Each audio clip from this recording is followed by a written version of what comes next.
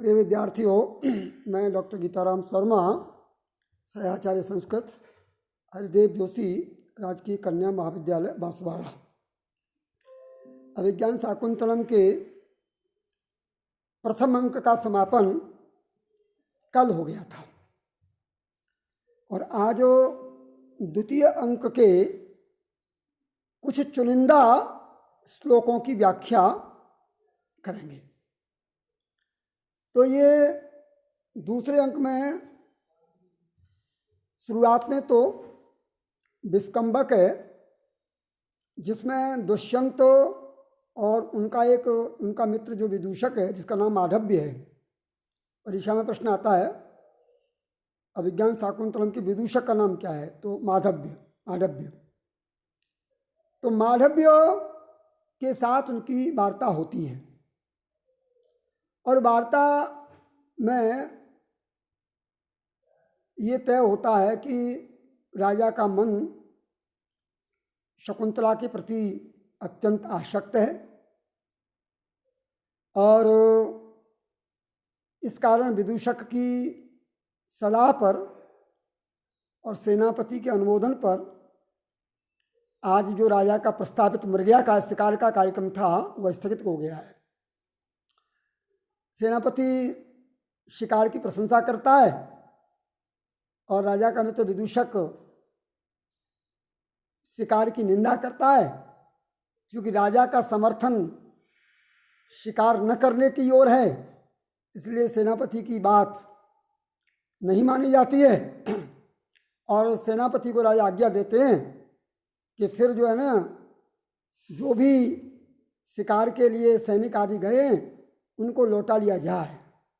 यही बात इस श्लोक के शुरू में कही गई है, ते नहीं निवर्तय पूर्व गतान वन ग्राहीणम। तो फिर जो वन में गए हुए लोग हैं उनको, वन को ग्रहण करने वाले जो लोग हैं उनको लौटा लेना चाहिए। यथा नमे सैनिका तपोवनम अनुरुंदंती तथा निषेधभ्या। राजा कहते हैं कि मेरे सैनिक तपोवन को नहीं घेरें, ऐसी कोशिश करनी चाहिए कि मेरे सैनिक तपोवन को नहीं घेरें। क्योंकि देखिए राजा क्या कहते हैं, देखिए, शम प्रधानेषु तपोधनेषु गूढ़ं हिदाहात्मकमस्ति तेजो स्पर्शानुकूला एव सूर्यकांता तदन्न तेजोभिभवाद्वमन्ति। राजा कहते हैं सेनापति को, सेनापति जी देखिए, ये जो तपोवन है ना, इसमें जो तपोधनी रहते हैं, तपोधन तप एव धनम येषाम ते, तप ही है तपस्या जिनकी, अर्थात तप ही है धन जिनका, अर्थात तपस्वी साधक।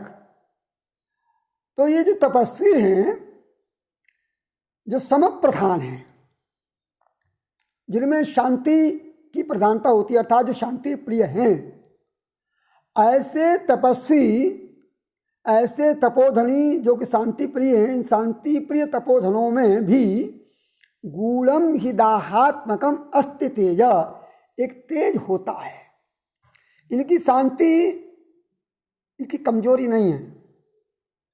ये जो तपस्वी संत महात्मा तपोवन में रहते हैं, इनके अंदर भी एक तेज होता है, गूढ़ तेज, गूढ़ तेज रहता है, जो कि दाहात्मकम, जो कि जिसमें दाहकता होती है, जिसमें जलाने की क्षमता होती है। एक ऐसा तेज जो सांप आदि पर अगर उगल जाए, सांप आदि के बहाने से निकलने लगे तो वो किसी को भी जला सकता है। ठीक वैसे स्पर्शानुकूला इव सूर्यकांता तदन्न तेजोभिभवाद्वमन्ति। लेकिन वे उस अपने तेज का प्रयोग सामान्यतः करते नहीं। कहते हैं उनका वह तेज कब प्रकट होता है, जब उनका कोई तिरस्कार करता है, कोई अपमान करता है। ठीक वैसे जैसे कि सूर्यकांत मणि होती है, एक स्टोन होता है, और उसका स्वभाव होता है कि वो वैसे तो कोई भी उसको छू सकता है, ठंडी होती है, लेकिन सूर्य की किरणें जैसे ही उस सूर्यकांत मणि पर पड़ती हैं तो सूर्यकांत मणि पिघल करके लावा उगलने लग जाती है। ठीक वैसे ही जैसे स्पर्श करने योग्य सूर्यकांत मणि तद अन्य तेज के प्रभाव से, अर्थात सूर्य आदि के किरणों के प्रभाव से, अभिभव से, तिरस्कार करने से अपने तेज का वमन करने लग जाती है, ऐसे ही ये जो ऋषि मुनि हैं होते तो शांति प्रिय हैं, लेकिन अगर कोई इनका अपमान करे, इनका कोई तिरस्कार करे तो ये अपने तेज को शाप आदि के माध्यम से निगलने लग जाते हैं। इसलिए राजा कहते हैं कि हमारे जो सैनिक हैं उनको रोका जाए, वो इस तपोवन की शांति को भंग नहीं करें, तपोवन में किसी प्रकार की कोई विघ्न बाधा पैदा नहीं करें। अब आगे चलता है, इधर सैनिकों को तो रोक दिया और विदूषक और दुष्यंत के बीच में संवाद होता है। राजा की स्मृतियों में शकुंतला है और स्मृतियों में बसी शकुंतला के विषय में अपने मित्र विदूषक से वार्तालाप करते हैं और ये बताते हैं कि वो जो शकुंतला है वो अद्भुत है सुंदरता में, वो आज तक ऐसी सुंदरी मैंने नहीं देखी, ऐसा वो भाव व्यक्त करते हैं। तो विदूषक कहते हैं कि तब तो ये अन्य सुंदरियों का अपमान ही होगा अगर उसके समान कोई सुंदरी नहीं है तो राजा उसकी अलौकिक सुंदरता का वर्णन करते हुए इस श्लोक में कहते हैं, मैंने कहा ना मैं केवल उन्हीं श्लोकों की व्याख्या कर रहा हूँ जो बहुत उपयोगी और परीक्षा की दृष्टि से भी उपयोगी है। अनाग्रातं पुष्पं किसलयमलूनं कररुहै अनाभित्थं रत्नं मधुनवमनास्वादितरसम् अखण्डं पुण्यानां फलमिव च तदरूपमनघं न जाने भोक्तारं कमिह समुपस्थास्यति विधि। शिखरणी छंद है इसमें, शिखरणी छंद का उदाहरण भी आप दे सकते हैं। इसको व्याख्या के लिए भी बड़ा सौंदर्य विषयक, कालिदास सौंदर्य के कवि हैं, प्रेम के कवि हैं। तो इस श्लोक में शकुंतला का सौंदर्य भी व्यक्त हुआ है और दुष्यंत की प्रेमाशक्ति, दोनों का निदर्शन, दोनों का प्रतिपादन इसके माध्यम से हो रहा है। कहते हैं दुष्यंत, विदूषक क्या कहूँ, मेरे मन में जो शकुंतला के प्रति भाव है, मैं जो सोचता हूँ वो ये है कि वह एक ऐसा पुष्प है, अनाघ्रातम पुष्पम, एक ऐसा पुष्प है, वह रूपक है यहाँ पर, पुष्प है जिसको सूंघा नहीं गया, अनाघ्रातम। जैसे ये पुष्प होता है ना, फूल की सुगंधि ही उसका सर्वस्व है, और यदि वो फूल में से सुगंधि को निकाल दिया जाए तो फूल में कुछ नहीं बचता। इसलिए सुगंधि ही उसका सब कुछ है। इसलिए देवता आदि की पूजा में कभी भी सूंघा हुआ फूल नहीं चढ़ाया जाता। तो मतलब अगर मैं शकुंतला को फूल मानूं तो ऐसा फूल जो अनाघ्रात है, जिसको अभी तक सूंघा नहीं गया। अनाघ्रातम पुष्पम किसलयमलूनम कररुहै, अगर मैं उसकी उपमा किसलय कहते हैं, जो पेड़ पर बसंत ऋतु में जो कोमल कोमल पत्तियां आती हैं लाल लाल, उनको किसलय कहते हैं। तो अगर मैं उसको किसलय कहूँ तो ऐसी किसलय है वह जो अलूनम कर वही, जिसको अभी बींधा गया, लून मैंने काटा नहीं गया, किसके द्वारा, कर वही, कर माने हाथ, और हाथ में उत्पन्न होने वाला नाक अर्थात नाखूनों से जिसको काटा नहीं गया, नखक छेदन आदि नहीं हुए।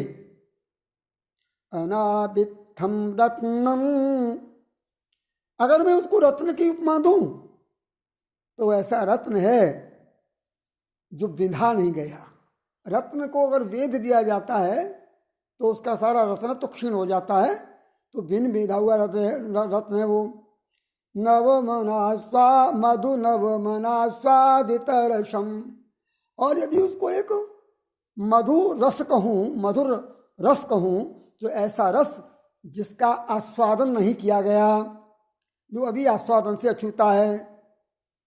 अखंडम पुण्ड्यानाम फलमिव च तदरूपमनघम, उसका अलौकिक दिव्य सौंदर्य, दिव्य रूप ऐसा रूप है मानो अखंड पुण्य किए हो और उस पुण्यों के परिणाम में वो भोगने को प्राप्त हो। पुण्य करते हैं, पुण्यों का कोई फल होता है, पुण्य भी ऐसे जो क्षीण नहीं हो, तो कभी भी क्षीण नहीं होने वाले पुण्यों के फल के रूप में मैं देखता हूं उसके रूप को। न जाने भोक्तारम कमिह समुपस्थास्यति विधि, और अंत में वो अधीर जैसा होता हुआ कहता है कि पता नहीं कौन भोक्ता होगा इस संसार में जो इस दिव्य रूप का भोग करेगा। पता नहीं विधि ब्रह्मा विधाता, पता नहीं ऐसा कौन वह व्यक्ति उत्पन्न करेगा, प्रकृति ऐसा, नियति कौन ऐसा व्यक्ति खड़ा करेगी जो उस रूप का भोक्ता होगा, अर्थात किसके साथ उसका विवाह होगा। मुझे इस विषय में वो अधीर होकर के कहने लगता है। न जाने भोक्तारम कमिह समुपस्थास्यति विधि, पता नहीं विधाता ऐसे दिव्य रूप के भोक्ता के रूप में किसको उपस्थित करेगा, किसको उत्पन्न करेगा, मुझे पता, ये भविष्य के गर्त में है। ऐसे कहकर के वह शकुंतला की प्रशंसा करते हैं रूप की। बात आगे चलती है, अंत में गद्य में छोड़ता जा रहा हूं। उसमें विदूषक ये पूछते हैं कि तुम ये बताओ कि जैसे तुम शकुंतला के प्रति आकर्षित हो, वैसे ही क्या शकुंतला भी तुम्हारे प्रति आकर्षित है? ऐसा कोई भाव उसका व्यक्त हुआ क्या? तो राजा कहते हैं कि हाँ हुआ। क्या? अभिमुखे मयि संहृतमीक्षणम, अभिमुखे मयि संहृतमीक्षणम हसितमन्यनिमेत कथोदयम विनय वारित वृत्तिरतस्तया न विव्रतो मदनो न च संवृता। कहते हैं उसने बड़ी मर्यादा के साथ, बहुत शिष्टाचार के साथ मेरे प्रति अपने आकर्षण को व्यक्त कर भी दिया और खुल करके किया भी नहीं। प्रेम में जो मर्यादा होती है, प्रेम में जो गोपन होता है, जो छुपाना होता है, उसको छुपाते हुए जो बताना था वो बता दिया उसने। कैसे? जो छुपाने योग्यता छुपा लिया और जो बताने योग्यता बता दिया। बताने की विधि भाषा नहीं थी, आंगिक चेष्टाएं थी, जो शरीर की चेष्टाओं से बता दिया। कैसे? अभिमुखे मयि संहृतमीक्षणम, मैंने जैसे ही उसके सामने मुंह किया तो उसने अपनी आंखें झुका ली। संहृतम ईक्षणम, नजरों को झुका लिया। कब? जब मैंने उसकी ओर देखा। भारतीय समाज में प्रथम मिलन में या विवाह से पूर्व होने वाले पति पत्नी भी एक दूसरे की नजरों से खुलकर के नजरें नहीं मिलाते। वो उसने किया। ये भारतीय समाज की मर्यादा है। अभिमुखे मयि संहृतमीक्षणम, मेरे द्वारा अभिमुख होने पर, मेरे द्वारा उसके सामने देखने पर अपनी नजरें उसने ईक्षण में दृष्टि संग्रहित कर ली, झुका ली। हस्तितमन्य निमेत कथोदयम, और वो किसी अन्य वार्ता के बहाने हसितम, हंस देती थी।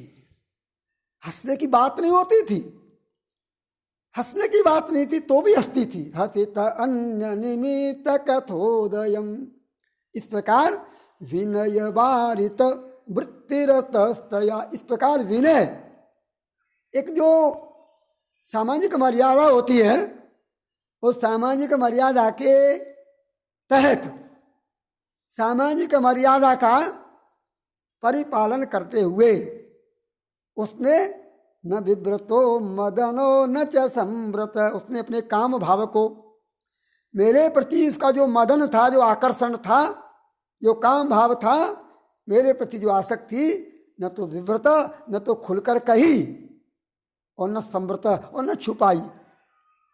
मुंह से नहीं कहा कुछ भी, लेकिन वाणी हंस करके बता दिया कि वो मुझे चाहती है। अपनी आंखों को झुका करके उसने बता दिया कि वो मेरे प्रति आसक्त है। तो इस प्रकार उसने अपने काम भाव को खुल करके तो नहीं कहा, लेकिन अपने वाद व्यवहारों से, अपने आंखों के व्यवहार से और अपनी मुस्कान आदि से मुझे बता दिया कि वो मेरे प्रति आसक्त है। तो इसलिए उसने न तो काम को छुपाया और न काम को खुल करके रखा, ऐसे कहते हैं वो। इसी बीच क्या होता है, घटनाक्रम बदलता है। घटनाक्रम कैसे बदलता है, वो दोनों शकुंतला के विषय में बात कर रहे होते हैं। उसी समय दो जो है ना, राजा के से मिलने के लिए दो तपस्वी आते हैं, और तपस्वी आते हैं, द्वारपाल उन दोनों तपस्वियों को प्रवेश कराता है, और वो तपस्वी आकर के राजा की प्रशंसा करते हैं। एक तरह से वो राजा की प्रशंसा करके नाटककार ने यहाँ पर राजा का जो धीरोदात्त, नायक का जो धीरोदात्त चरित्र है, उस चरित्र को प्रमाणित किया है। क्योंकि राजा जिस प्रकार यहाँ पर प्रेम आदि के प्रसंग में लगा हुआ है, कहीं उसके चरित्र पर आँच नहीं आ जाए, इसलिए ऋषियों ने ही उसकी प्रशंसा करके नाटककार ने उसका जो धीरोदात्त चरित्र है उसकी रक्षा की है। बहुत प्यारा श्लोक है, मंदाक्रांता छंद में है, परीक्षा के लिए उपयोगी है। अध्याक्रांता वसते रमुना प्याश्रमे सर्वभोग्ये रक्षायोगादयमपि तप प्रत्ययं संचिनोति अस्यापि द्योस्प्रसति वसिनश्चारण द्वन्द्वगीत पुण्य शब्दो मुनिर्तुमो केवलम राजपूर्व। बहुत अच्छा शब्द है और राजा की प्रशंसा में कहा हुआ है, और राजा के धीरोदात्त चरित्र को प्रमाणित करता है। मंदाक्रांता छंद में वो तपस्वी कहते हैं, पहला तो दो तपस्वी हैं, तो पहला प्रथम तपस्वी क्या कहता है, ये जो राजा है ना, ये वास्तव में ऋषि ही है।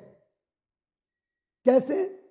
जो जो ऋषियों के धर्म होते हैं, जो जो ऋषियों की वृत्ति होती है, जो जो ऋषियों की जीवनचर्या होती है, वैसी जीवनचर्या इन राजा की है। कैसे?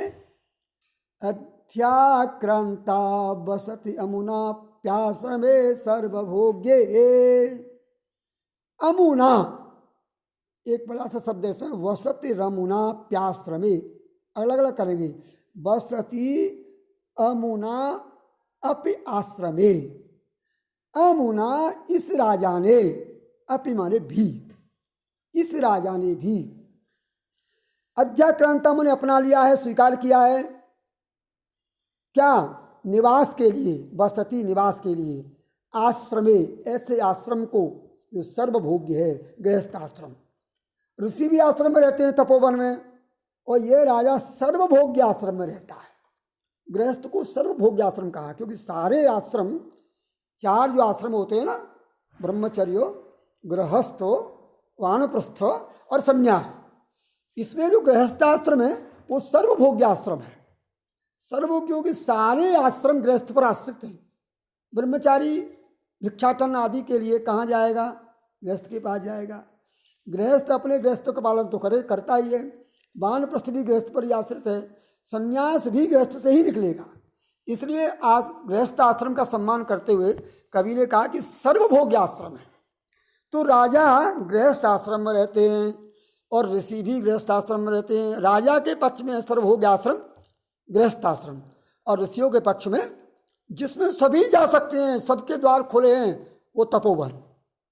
तो सर्वभोग्य आश्रम में श्रेष्ठ हो गया।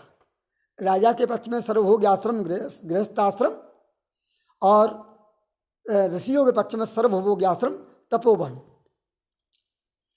रक्षा योगादयमपि तप प्रत्यहम संचिनोति। राजा भी तप करता है, ऋषि भी तप करते हैं। राजा क्या तप करता है? राजा भी रोजाना प्रजा की रक्षा करते हुए, प्रजा के दुख दर्द में हमेशा व्यस्त रहते हुए, राजा प्रजा के योगक्षेम की चिंता करते हुए तप ही तो करता है, और ऋषि भी तप करते हैं। दोनों का मकसद तप का एक ही, रक्षा योग।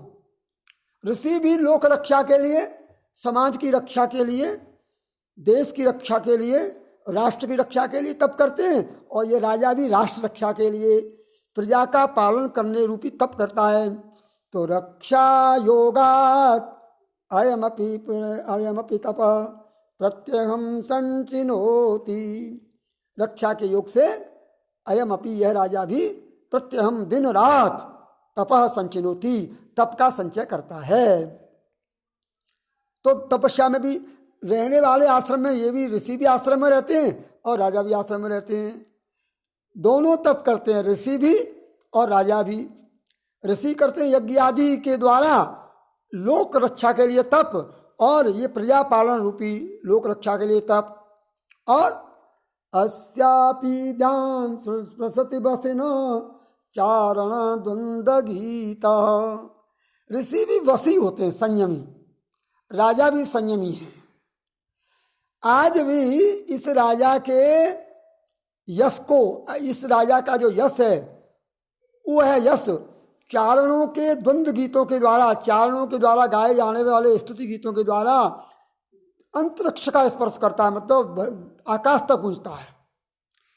संयमी ऋषियों का यश भी आकाश तक गूंजता है, और उस राजा का यश भी आकाश तक गूंजता है। तो वास्तव में पुण्यो शब्द मुनिति मुहु केवलम राजपूर्व। यह राजा भी वास्तव में मुनि ही है, मुनि इति, मुनि ही है। राजा में और तपोवन में तपस्या करने वाले मुनियों में क्या अंतर है? बस पुण्य केवलम राजपूर्व, बस इस मुनि के साथ में राज शब्द पहले जुड़ा हुआ है, इतना सा अंतर है। अर्थात राजा तो राजमुनि है, और जो तप में रहने वाले वो मुनि केवल मुनि है। तो राजा भी राजमुनि है, इसलिए राजा को राजर्षि कहा जाता है। राजा रहते हुए भी ऋषित्व जिसमें हो वो राजर्षि, तो ये राजा भी राजर्षि है। ऐसा कहकर के वो राजा के धीरोदात्त चरित्र की प्रशंसा करते हुए, राजा की प्रशंसा करते हुए और राजा की स्तुति, राजा का यशोगान करते हैं। इसी तरह दूसरे ने भी किया है, वो श्लोक मैंने नहीं दिया।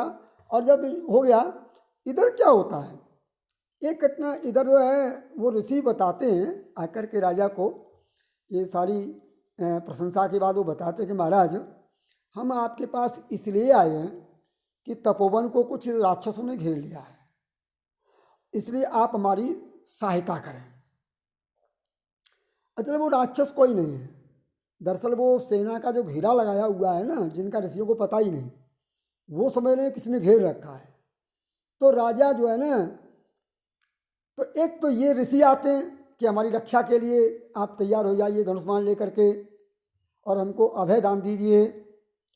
इधर एक और घटना क्या घटती है, हस्तिनापुर से एक दूत आता है, और दूत आता है तो वो महारानी, जो महाराज दुष्यंत की माँ है, राजमाता, उनका संदेश लेकर के आता है।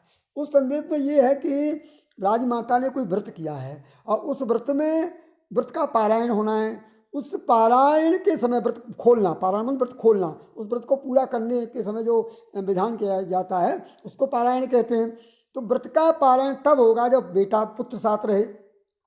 तो माँ ने कहा है कि पुत्र को साथ होना चाहिए। अब राजा तो जाना नहीं चाहते, लेकिन राजा के पास कोई दूसरा रास्ता नहीं है। तो विदूषक को कहते हैं कि ऐसा करो कि तुम तो चले जाओ हस्तिनापुर, क्योंकि तुमको भी राजमाता ने पुत्र ही माना है और मैं ऋषियों की रक्षा में रहता हूँ। विदूषक तो भोला है, तो वो स्वीकार कर लेता है, कहते नहीं मैं सेना को साथ लेकर के जाऊँगा जैसे राजा जाता है। तो राजा का तो ऐसे ही काम बन गया, वो तो ये चाहते ही थे कि सेना भी साथ जाए। तो विदूषक तैयार हो गया। अब जब विदूषक को भेजते हैं राजा, तो उनके मन में एक डर सताने लगता है। एक्चुअल विदूषक को राजा ने सारी बातें शकुंतला के विषय में बता दी, शकुंतला के प्रति उनका जो आकर्षण था सब बता दिया। अब राजा के मन में कहीं ये डर है कि ऐसा नहीं होगी ये जाकर के और महारानियों को सुना दे और सारा काम बिगड़ जाए। तो वह अब विदूषक को कहते हैं, विदूषक को अलग तरह से समझाते हैं और ये समझाते हैं कि जिससे विदूषक ये सब कहे नहीं। क्या कहते हैं, विदूषक ऐसा मत सोचना कि मैंने तुमसे ये जो सब शकुंतला के विषय में कहा था ये केवल मनोविनोद था, इसमें वास्तविकता का कुछ नहीं है। क्योंकि क्व वयम क्व परोक्षमन्मथो, क्व वयम क्व परोक्षमन्मथो मृगसाभम समवेधितो जनम परिहास विजल्पितं सखे परमार्थे न गृह्यतां वचः। विदूषक, इस बात में कोई सच्चाई नहीं है जो मैंने बताया था। क्यों? बोले क्व वयम, कहाँ तो हम भोगी विलासी राजा लोग, क्व परोक्ष मनमतो, और कहाँ परोक्ष मनमत, मनमत वाले काम आदि भावों से बहुत दूर, मृग सा भाई हिरण के बच्चों के साथ खेलने वाला सममेधितो जन, वह व्यक्ति अर्थात वह शकुंतला। एक तरफ तो हम जो राजकुमारियों की और राजरानियों के साथ में